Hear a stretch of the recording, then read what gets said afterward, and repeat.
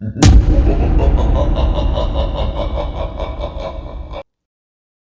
name is Licken, and I am a student of Class 9. Today, I am going to tell you a true incident. The incident happened on the 15th of January, 2020. In the school where I study, our night guards would often hear the sound of a girl crying at night and also voices of people talking. But they never dared to go upstairs to check. My school has 2 buildings, each with 5 floors, making 10 floors in total. The guards usually heard the sound coming from the 2nd floor of the 1st building, from our science lab. Usually, 2 guards stayed on duty at night. But one day, one of the guards had to go to his village because of some family issues. That night, only one guard was on duty. Suddenly, he heard loud banging on the door of the science lab on the 2nd floor. He became very frightened, especially since he was alone that night. Nervously, he called out, "Who's there?" but got no response. After a few moments, he heard the same banging sound again. Once more, he asked, "Who's there?" but again, there was no reply. A little while later, he heard someone coughing upstairs.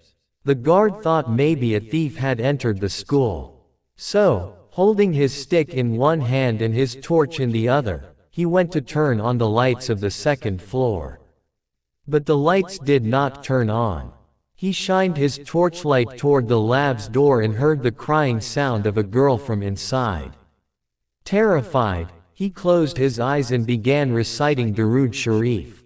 When he opened his eyes, he suddenly found himself almost 10 stories high. Panicked, he screamed loudly, and in the blink of an eye, he was back in front of the lab again. Gathering courage, he opened the lab door. To his horror, he saw 10 to 12 naked girls standing there. When he reached out to touch one of them, all of them vanished instantly. In the corner of the lab, he saw a girl sitting, covering her whole body with a sheet, and crying. He asked her, "Who are you? How did you get in here?" The lab was locked from outside. Suddenly, the girl began floating in the air. Seeing this, the guard screamed and tried to run out. Although the door was open, he couldn't escape. The girl then let out a terrifying, devilish laugh and started moving toward him. She brutally attacked him, broke both his arms, and threw him from the 2nd floor. He lost consciousness. The next morning, when the school's gatekeeper opened the gate, he saw the night guard lying on the ground. At first, he thought the guard was dead and immediately called the headmaster. The headmaster informed all the teachers, and they came quickly. They discovered that the guard was not dead. After some time, he regained consciousness and told everyone what had happened.